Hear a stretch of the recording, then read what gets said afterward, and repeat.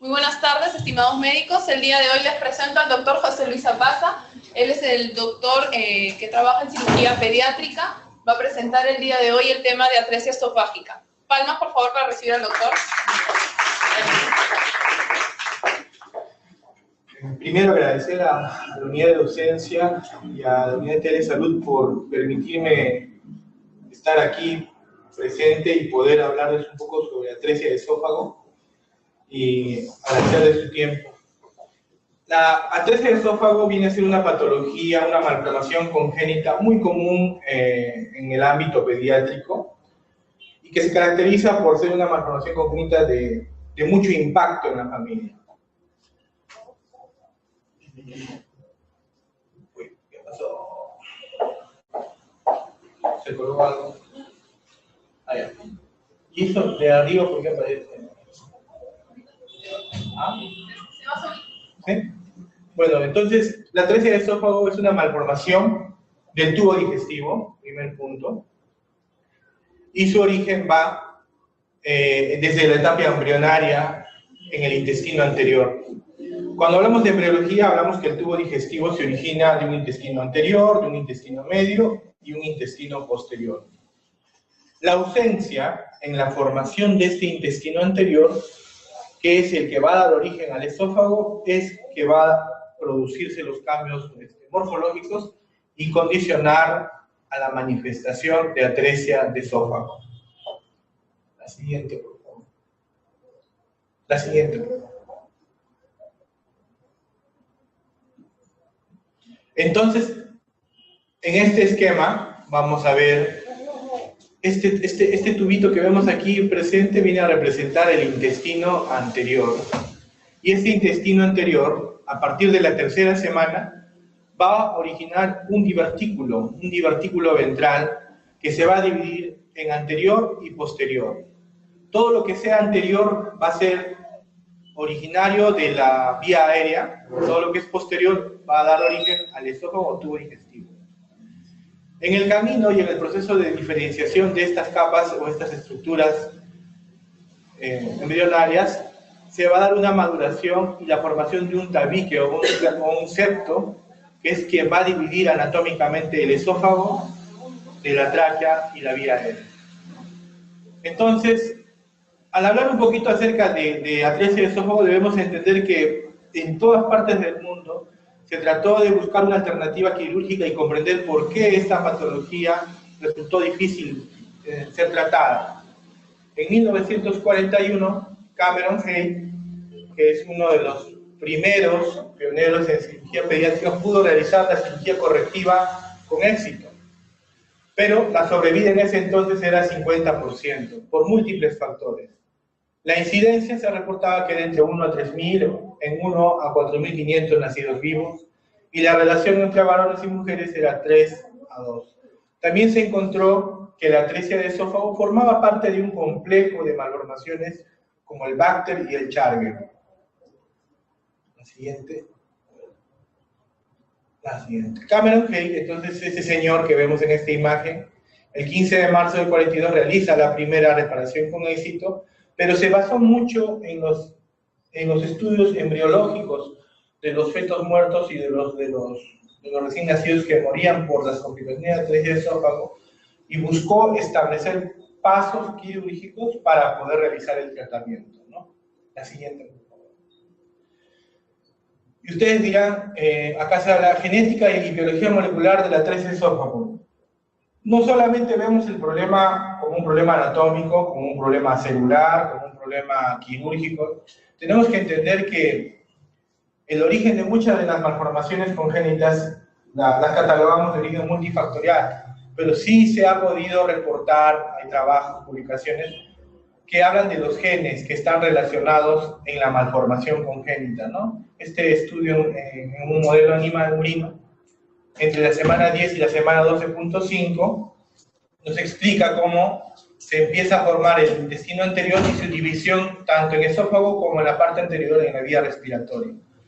Y la alteración o expresión de estos genes en las condicionantes para que puedan darse origen a las fístulas u otras variedades de atresia de esófago que veremos más adelante. La siguiente. Entonces, al hablar de las células que se encuentran en esas estructuras, encontramos que existe la expresión de algunos receptores de membrana que van a depender de algunos ligandos y que a nivel intracelular favorecerá o no la expresión de mensajeros intracelulares que van a determinar la apoptosis o no para recanalizar ese intestino anterior que está en desarrollo durante la tercera o sea semana para dar origen a eso. Entonces, ¿qué se encontró al estudiar estos elementos importantes, ¿no? Que eran las señales intracelulares y los diferentes tipos de receptores?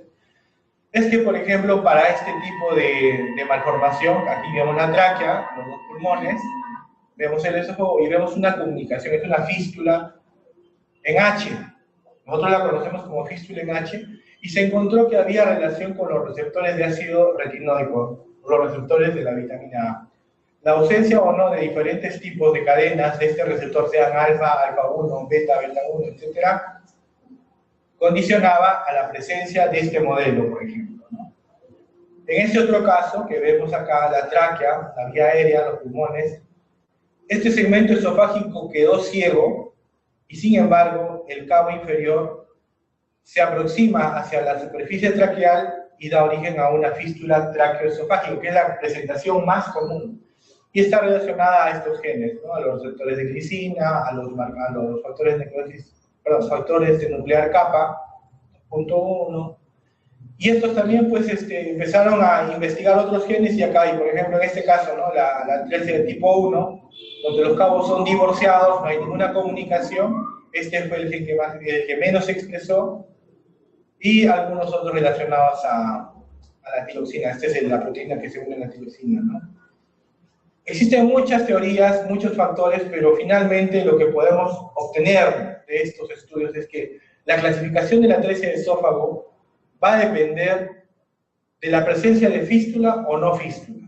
En este primer grupo encontramos que el esófago se encuentra separado, no tiene comunicación, y es el tipo 1. El tipo 1, la atresia de esófago tipo 1, que representa el 3 a 5%.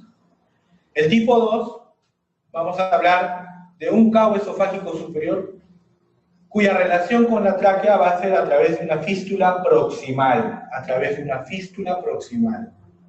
y el cabo distal será un cabo ciego. En este otro elemento vemos, en esta otra imagen vemos el cabo esofágico superior, un cabo ciego, y el segmento esofágico inferior que se acerca a la tráquea, terminando como una fístula tráqueo-esofágica distal. Es el tipo 3 o el tipo C, el más frecuente de la presentación de este tipo de atresia de esófago. Y existe otra variedad que es la tipo 4, que es una fístula proximal y una fístula distal, y la tipo 5 con una fístula en H. Entonces hay diferentes clasificaciones, como la clasificación de Vogt, la de Gross. Algunos utilizan números, otros utilizan letras, pero sí coincide en que la presentación más frecuente, la tipo 3 o la tipo C de Gross, representa el 85% de estas malformaciones. ¿Cómo abordamos un paciente con atresia de esófago, no? Antes se creía que el neonatólogo trabajaba por un lado, o el pediatra trabajaba por otro, y el cirujano trabajaba por otro lado. Y es que en realidad el trabajo de esa forma no permite obtener buenos resultados. Lo importante es trabajar en equipo.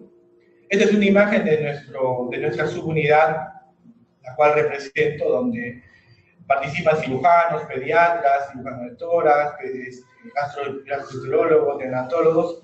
Un team muy agradable, muy simpático, porque el objetivo de este team es abordar de una forma multidisciplinaria al paciente, hacer el diagnóstico, brindar un soporte de cuidados intensivos, tanto en la etapa pre y postquirúrgica, el manejo de complicaciones y un seguimiento multidisciplinario. La siguiente, por favor. Entonces, esta unidad funcional trabaja como equipo y utilizamos una herramienta muy importante que es la telemedicina, lo que estamos haciendo ahora. Por ejemplo, estamos transmitiendo a otras instituciones, y de la misma forma que se hace docencia, los casos son consultados a través de este sistema de telesalud y podemos debatir o evaluar el problema y garantizar las condiciones de traslado del paciente de provincia hacia nuestra institución, donde el staff realiza comunicaciones o evaluaciones o sugerencias para el adecuado traslado. Siguiente, por favor. Entonces, ¿qué ocurre del otro lado de la institución? De pronto acá tenemos todos los recursos suficientes para abordar a este paciente, pero ¿qué es lo que ocurre en provincia? ¿Qué es lo que ocurre a veces en los centros de salud? Tenemos un recién nacido al cual, al realizar el proceso de la aspiración de secreciones, evidenciamos que la zona no pasa más allá de los 10 centímetros. Encontramos un bebé que empieza a tener dificultad respiratoria, empieza a presentarse anorrea, empieza a eliminar secreción salival por la nariz. Nos preguntamos qué ocurre. Y de pronto por ahí consideramos una radiografía de tórax y empezamos a encontrar más detalles que nos harían pensar en una atresia de esófago. Este paciente, una vez que llega a la institución, tiene una evaluación por el equipo de neonatólogos, cirujanos neonatales, para poder garantizar su estabilización y brindar los soportes más adecuados, como son la ventilación mecánica, las vías centrales para su nutrición, para la cobertura antibiótica, la termorregulación, y de acuerdo a las necesidades que tenga el paciente se enfocará el estudio, ¿no? Entonces, enfocamos el problema tanto en la etapa preoperatoria, operatoria y posoperatoria. Es muy importante entender estos conceptos. Al llegar el paciente con nosotros, hay una evaluación neonatal, es evaluado por el cardiólogo, tiene una evaluación quirúrgica, una evaluación neumológica, para estudiar las relaciones que pueda tener la tráquea sobre el esófago. Recordemos que una malformación siempre tiene una fuerza de asociación muy alta entre las estructuras que la relacionan, ¿no? La tráquea puede tener problemas como la traqueomalacia, o tener algún tipo de hendidura o cleft. De pronto eso también se puede valorar con la evaluación neumológica.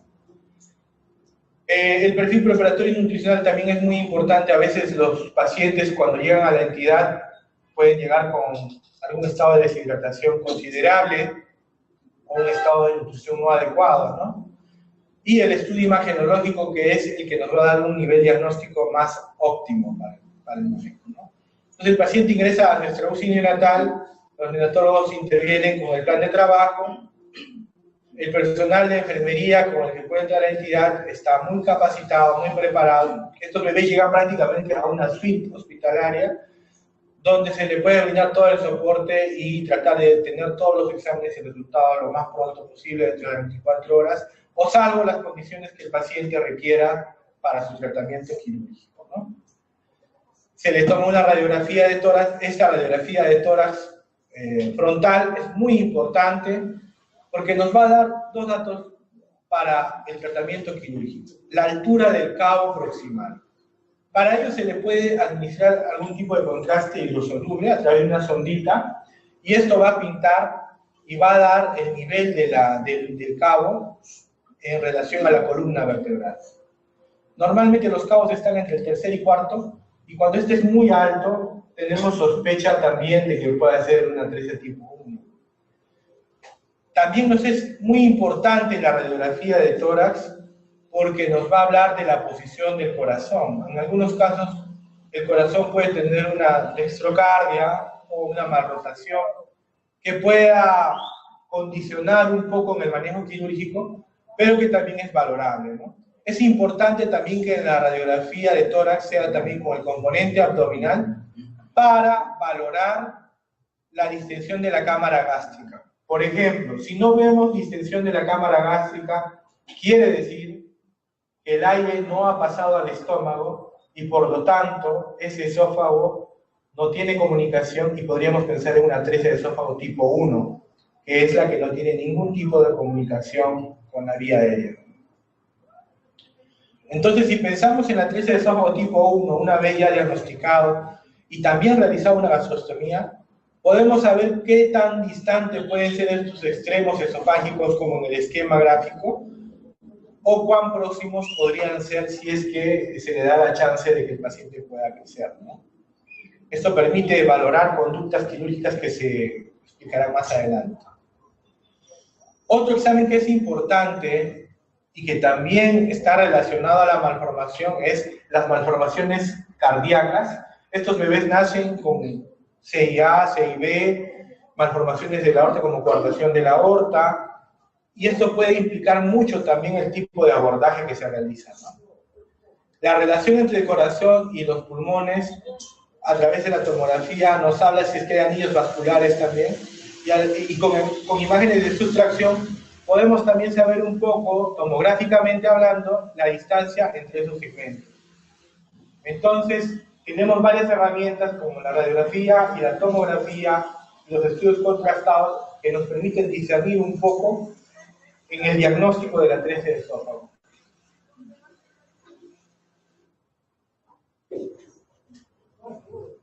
Perdón. Cuando hablamos de perlas esofágicas, hablamos de casos muy raros que salen del margen normal de presentación, donde a veces la aorta, por ejemplo, puede estar por delante y el esófago detrás. Es una atresia esofágica retroaórtica que implica también tener otro tipo de abordaje, ¿no? La imagenología nos ayuda un poco a extender, interpretar las relaciones y tomar conductas para la técnica quirúrgica, ¿no? El pronóstico del paciente. Tenemos las herramientas, tenemos el diagnóstico, pero el paciente también es una variable muy importante con la cual podemos decir si tendremos o no un resultado óptimo para el tratamiento, ¿no? El peso al nacer es una variable importante, la malformación cardíaca, malformaciones asociadas y la neumonía que pueda desarrollar por la comunicación de la fístula sobre la vía aérea, ¿no?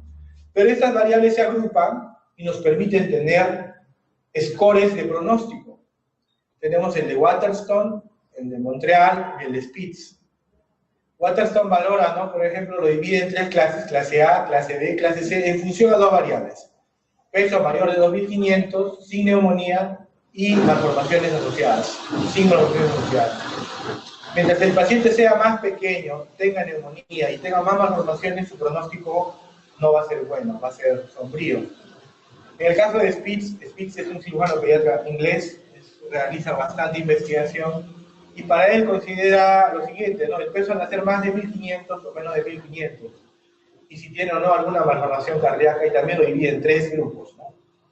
Obviamente los del grupo C o los del grupo 3 son los que tienen un pronóstico menor o puedan tener mayores complicaciones en su postoperatorio.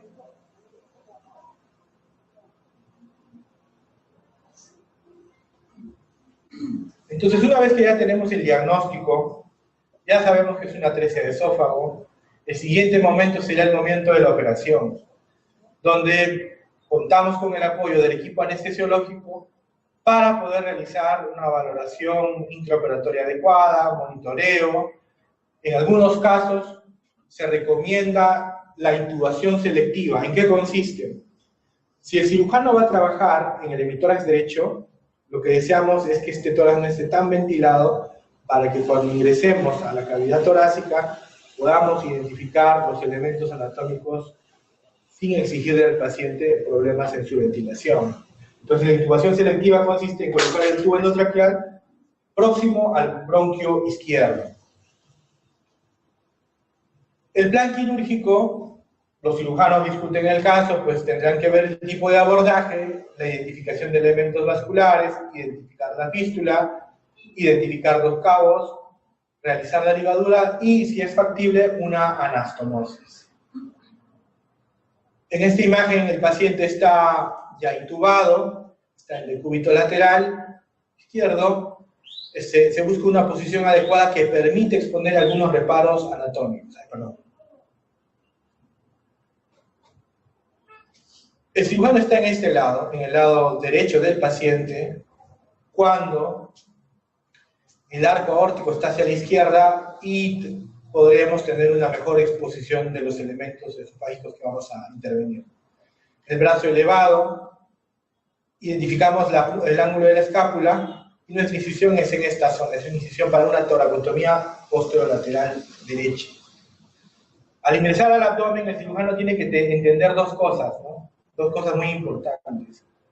La altura de la fístula sobre la tráquea y la relación entre el esófago y la tráquea que permite una adecuada disección.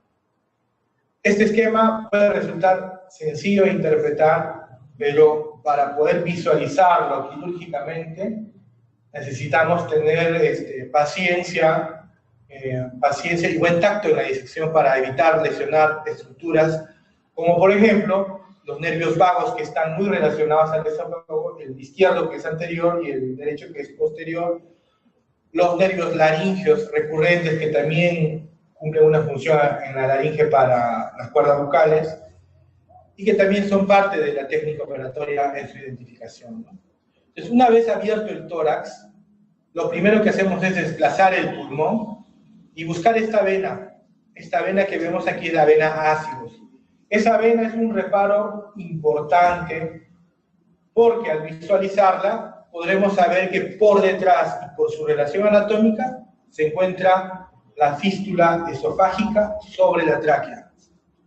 Y aperturando la pleura parietal podremos encontrar el esófago superior.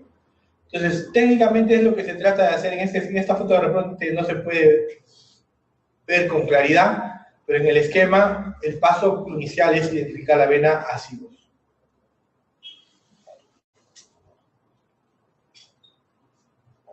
El siguiente paso, una vez que se ha identificado la vena ácidos, es seccionar la vena previa ligadura, identificar la fístula, levantar la fístula a través de una liga, una seda o un reparo, y buscar el esófago superior, como se puede ver en este esquemita, en este diagrama. Y esto es en el paciente, ¿no? Reparamos el esófago y encontramos la fístula y vemos y tomamos una decisión muy importante entre anastomosar o no anastomosar. Entonces, si se tiene un paciente con una fístula traqueoesofágica y la anastomosis es plausible, entonces se realiza. Si están muy separados, solo se realiza la ligadura de la fístula para proteger la vía aérea. Entonces los momentos críticos son al cerrar la fístula. ¿Por qué? Porque este bebé cuando ingresa a sala puede tener algún problema de saturación que puede ir entre 85%, 90% de saturación, y nosotros al cerrar la fístula lo que logramos es evitar el pasaje del anestésico inhalatorio, de la adecuada oxigenación, para que el pulmón pueda expandir y ventilar adecuadamente. Estos pacientes generalmente pesan, pues, por sus características entre 1500 a 3000 gramos, y implica que los cirujanos que estén interviniendo pues tengan una mayor concentración y puedan realizar con destreza el procedimiento, ¿no? A veces son muy grandes las manos, pero los espacios son muy pequeños. Una vez identificados los segmentos esofágicos, se procede a realizar la anastomosis.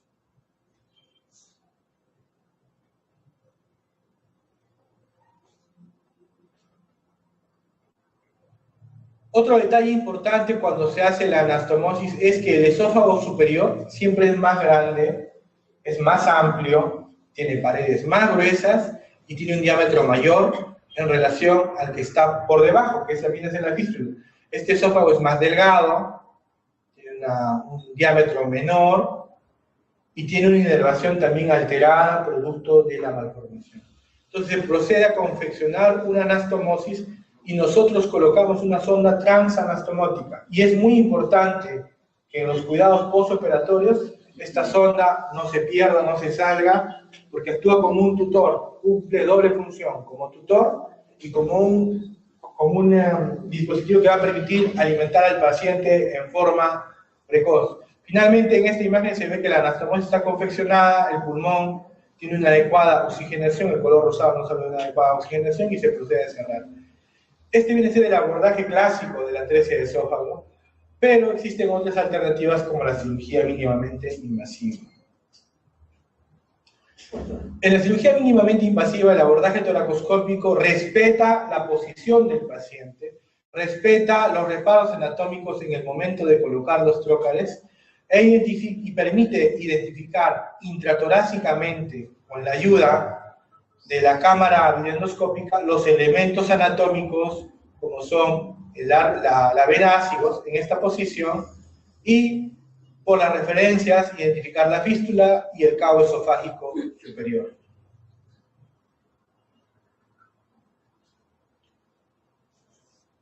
Una vez que el paciente sale de sala de operaciones, pasa a los cuidados de UCI y nuevamente todo el equipo interviene en el seguimiento, en el control, en las evaluaciones nutricionales, en la evaluación radiológica del pulmón, en la valoración del dren torácico que le es colocado al paciente y saber si existen o no complicaciones.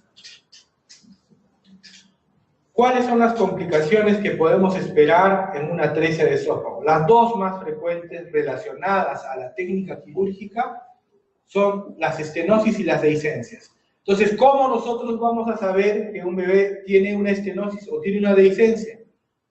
Realizamos un esofagograma a partir del 5º al 7º día y de acuerdo a las condiciones del bebé. El hecho de que esté intubado no significa que no se pueda realizar un esofagograma.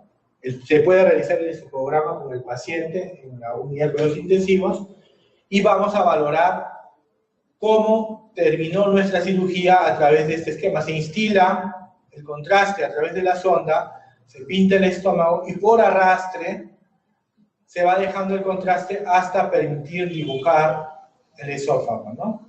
Recordar que el esófago es un órgano muscular que tiene contracciones musculares, que tiene un ritmo muscular de contracción, tiene 2 marcapasos, y que a su vez va a tener zonas de contracción y zonas de relajación, donde vamos a poder ver los resultados quirúrgicos, como son la presencia de estenosis, o si hubiese una fuga, una dehiscencia, ¿no?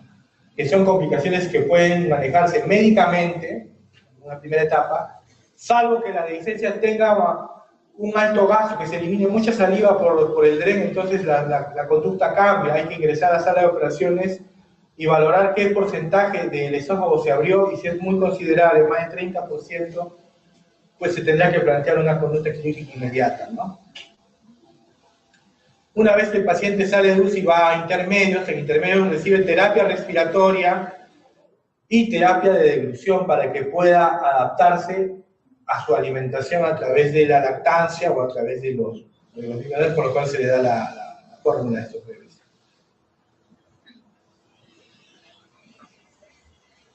Entonces, una vez que el paciente ya ha sido manejado, ha sido enfocado, ha sido tratado, tiene un seguimiento ambulatorio por cirugía pediátrica también, así como por el equipo de neonatólogos y pediatras, es evidenciar una adecuada deglución y tolerancia oral. Valorar si el niño tiene o no dificultad al respirar o signos de reflujo. Recordar que los niños posoperados con atresia de esófago, en un 25 a 30%, pueden tener enfermedad por reflujo gastroesofágico. Enfermedad por reflujo gastroesofágico. Es diferente al reflujo fisiológico que tiene un niño sano con un esófago normal. Se realiza un control radiológico con esofagograma. El paciente sale de alta con un esofagograma tolerando vía oral y se le puede practicar un esofagograma al mes, a los 3 meses y a los 6 meses para poder ver cómo está yendo su cirugía, porque a veces este esófago se puede volver a estenosar por el reflujo. Tenemos el apoyo de gastropediatría, hace la valoración del ERGE, aplica inhibidores de bomba, algunas medidas posturales para prevenir este problema, y si tuviese alguna estenosis esofágica, pues se practican las dilataciones de forma programada, ¿no? El cirujano que tiene que identificar las complicaciones de forma temprana, porque muchas veces nos ha tocado pacientes de provincia que se alejan prácticamente de sus controles, vienen después de un año ya con un esófago estenótico, que puede incluso requerir una esofagoplastía y tener otro tipo de resultados, ¿no? Una publicación de Journal Pediatrics habla acerca de cómo debemos enfocar y valorar al paciente postoperado de atresia de esófago. Entonces, tenemos que valorar los signos con enfermedad por reflujo gastroesofágico, tenemos que valorar los síntomas respiratorios y su dificultad para deglutir. Este diagrama de Venn nos dice que en esta frecuencia, ¿no?, de todos estos pacientes, de todos estos pacientes, un grupo tiene los 3 problemas, de dificultad para deglutir, signos de reflujo y síntomas respiratorios. En esos pacientes son los que tenemos que enfocar más nuestras medidas de tratamiento, como son los inhibidores de bomba, los esofagogramas de control, valorar dilataciones para garantizar su calidad de vida, ¿no? Otros países han tomado una estrategia muy atractiva de formar cohortes nacionales, pero depende de cuánto nosotros podamos trabajar en equipo, ya no institucionalmente, sino interinstitucional. Este es un ejemplo de Francia, que en el año 2010 se reunieron todos los hospitales que tenían servicios de cirugía pediátrica o unidades de cuidados intensivos y trataron de colectar toda la información sobre estos pacientes y empezar a discriminar cuáles eran los tratamientos que estaban realizando y evaluando también sus complicaciones. Algo que aprendí mucho en Inglaterra es que ellos todos los años hacen autoevaluación de sus resultados. Creo que ningún hospital en el país hace una autoevaluación de cómo nos fue en las cirugías, si tenemos complicaciones tempranas, si tenemos complicaciones tardías. Pero Inglaterra es un país muy ordenado, muy organizado, que cada 3 meses evalúan sus resultados, evalúan sus procesos, evalúan las complicaciones que puedan tener o las nuevas estrategias técnicas para poder resolver estos dilemas, ¿no? Nosotros somos un hospital joven, tenemos 5 años, pero tenemos una gran casuística de pacientes con atresia de esófago, gracias a Dios, con una buena sobrevida, y los resultados se ven en los pacientes y los padres que viven agradecidos porque sus niños ya empiezan a adaptarse y empiezan a incorporarse a una adecuada nutrición. Las enfermeras intervienen instruyendo a los bebés, a las madres cómo cuidar a sus bebés, identificando los signos de alarma. Y bueno, pues el seguimiento ambulatorio, ¿no? Para nosotros, como entidad, las conclusiones que podemos decir es que tenemos una sobrevida de más del 90%, ahora estamos por cerca del 90-95% de neonatos tratados quirúrgicamente. Recibimos en promedio entre 20 a 25 atresia de esófago por año, y cada vez estos niños vienen con malformaciones más complejas, más relacionadas al problema cardíaco, o también recibimos pacientes ya operados en otras entidades donde las complicaciones también se están tratando, ¿no? Estamos tratando de posicionarnos como un centro de referencia nacional para la atresia de esófago con bajo peso al nacer. Tenemos un equipo multidisciplinario que permite el seguimiento de estos pacientes. Tenemos una adherencia adecuada entre un 60% a un 80% de los padres que vienen a sus controles. Creo que algo importante que hemos logrado es que el padre confíe en su médico y que, a pesar de que no venga a la consulta, a veces nos llaman y nos dicen: doctor, el problema de mi niño toma la leche y le regresa la leche. Entonces vienen, tratamos de hacer el seguimiento y nos enfocamos en esos detalles, ¿no? El manejo de las complicaciones tempranas, como les explicaba, pues van desde la dehiscencia, la estenosis, la infección deriva operatoria, la enfermedad por reflujo gastroesofágico. Esto a nosotros nos permite tener una retroalimentación de nuestros resultados y corregir en algunos pasos que de pronto más adelante también van a dar mejor calidad a los pacientes, ¿no? También estamos trabajando en lo que son técnicas de reemplazo esofágico, ¿no? Cuando les comentaba acerca de la atresia de esófago tipo 1, es la menos frecuente, la que está en un 3 a 5%, es uno de los problemas que el cirujano pediatra enfrenta en provincia, lo enfrenta acá en la capital, y es porque estos niños tienen otro tipo de pronóstico. Los esófagos están muy separados y requieren de otras técnicas, como son el reemplazar ese espacio de distancia del esófago con estómago, con colon, con ileo, y que también a largo plazo, a mediano o largo plazo, pueden tener complicaciones respiratorias, incluso pueden llegar a morir no por el problema esofágico, sino por una enfermedad intersticial pulmonar crónica, por el reflujo, que también puede ser una condicionante muy grave para los niños.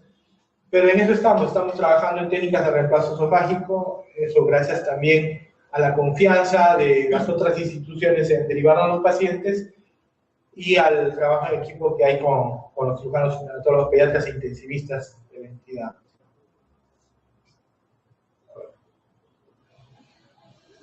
El futuro para nosotros es llegar a estar al nivel de estas instituciones, ¿no? Muchos de ustedes ya habrán rotado seguro por Garrahan, o el Hospital Carlos Moquén en Chile, la Universidad de Chile, Pittsburgh, King's College, ¿no? Hay una serie de hospitales en el mundo que son claro ejemplo de organización, de trabajo en un equipo, y que rompen esquemas que muchas veces uno se topa cuando va a otros hospitales, y que así como hay cultura en el país, hay cultura médica, ¿no? De querer trabajar en equipo, de querer entender los problemas, no del ángulo del cirujano, no del ángulo del pediatra, sino del ángulo más joven, ¿no? Del ángulo entusiasta, del ángulo que quiera cambiar la cara e historia de estos pacientes, ¿no?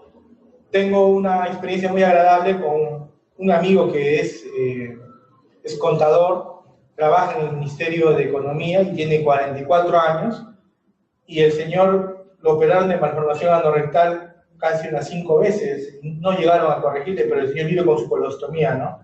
Pero es un testimonio de vida que explica a los otros padres cómo enfrentar y afrontar la enfermedad, ¿no? El problema de tener una malformación congénita, ¿no? Del mismo modo, esta imagen de la madre que estaba con la bebé Génesis es una de las primeras atresias de esófago, y esa niña tiene actualmente 5 años. Entonces, los resultados para nosotros, de pronto, más que el que sea un buen cirujano, un buen pediatra, un buen intensivista, o tenga o no, renombre o no, o conozcan el nombre de quien operó, no es ese, el resultado es el paciente. Y eso es lo que a nosotros nos enorgullece de que estemos aquí en esta institución San Borja y podamos invitar a que puedan visitarnos, a que, como lo hacen ahora ustedes, al rotar en las diferentes áreas, podamos compartir información, podamos compartir vivencias, pero lo más importante es conocer al paciente, ¿no? Para mí lo más importante es que el médico que quiera aprender realmente no tenga que estar obligado a aprender, tiene que estar motivado para aprender. Eso sería todo. Muchas gracias.